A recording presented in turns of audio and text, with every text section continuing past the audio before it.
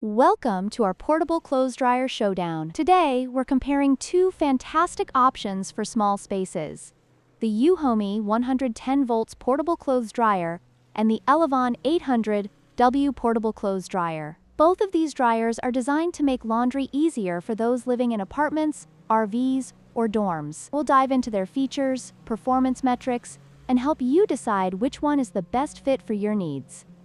Let's start with capacity. The Euhomy dryer has a capacity of 1.5 cubic feet, making it suitable for small loads, while the Elevon offers a larger capacity of 2.6 cubic feet, allowing for standard-sized loads. This difference can significantly impact your laundry routine, especially if you frequently wash larger items like towels or bedding. Next up is power efficiency.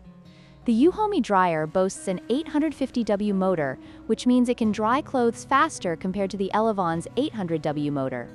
This could be a crucial factor if you're looking for quicker drying times, especially for smaller loads.